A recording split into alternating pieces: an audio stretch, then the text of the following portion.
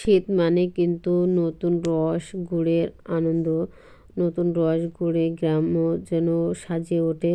So hello everyone, আসসালামু আলাইকুম। সবাই কেমন আছেন? ওয়েলকাম করছি আমার ছোট্ট একটু ব্লগে।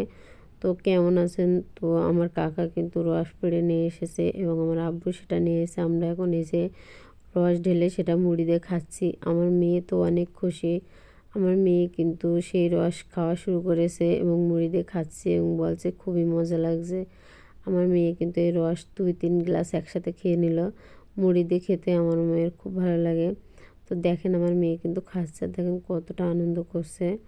আবার বলছে ও যে অনেক মজা লাগছে। আমিও কিন্তু অনেকটা এই রস খেয়েছিলাম, আমার কিন্তু খুব ভালো লাগে।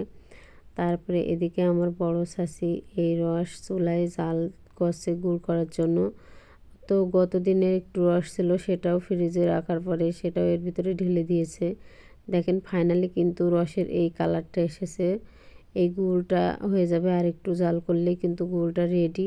তো গুড় রেডি হয়ে যাওয়ার পরে আমার কাকাকে দুজনই কিন্তু কড়াইটা নামিয়ে ফেললো। তারপরে আমার কাকা এখন এটা ঘুটে ঘুটে দিচ্ছে। এটা যত নাড়াচাড়া হবে তত কিন্তু গুড়টা আরও ঘনত্ব লাভ করবে। তো এটা যত নাড়া দিচ্ছে ততই কিন্তু গুড় ঘন হয়ে যাচ্ছে। এরপরে এটা সুন্দর করে রেখে দেবে, ছাঁকনি দিয়ে ছেঁকে একটা পাত্রে রেখে যাবে। তো দেখেন এটা যত নাড়াচাড়া হবে তত কিন্তু দেখতেও ভালো হবে, আবার কিন্তু এটা ঘনত্ব বেড়ে যাবে। শেষে কিন্তু এটা রাখলে অনেক ভালো দেখা যাবে এবং নিয়ে অল্প অল্প করে খেতেও ভালো লাগবে। তো এখন এই দেখেন গুড় নেড়ে চেড়ে গুড়টা অনেকটা ঘন এসে গেছে।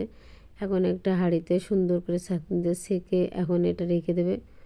তো এটা ছেঁকার পরে এটা আবার ওড়ং দিয়ে কেকে রেখে দিচ্ছে।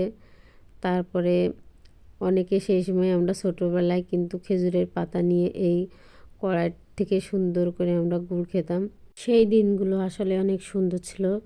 সেই দিনটার কথা মনে পড়লে অনেকটাই খারাপ লাগে, কারণ সেই দিনে আবারও ফিরে যেতে মনে চায়।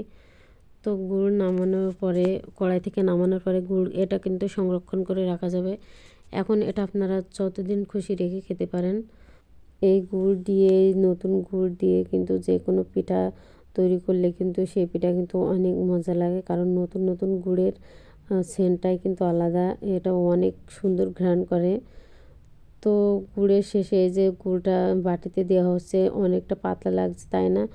দেখতেও পাতলা লাগছে, কিন্তু খানিকটা পরে এই গুড় অনেকটা জমে যাবে, অনেকটা ভালো হবে। তারপরে এই গুড়, নতুন গুড়ের যে একটা ঘ্রাণ, এই ঘ্রাণের পিঠা তৈরি করলেও কিন্তু এই ঘ্রাণটা থেকে যায়।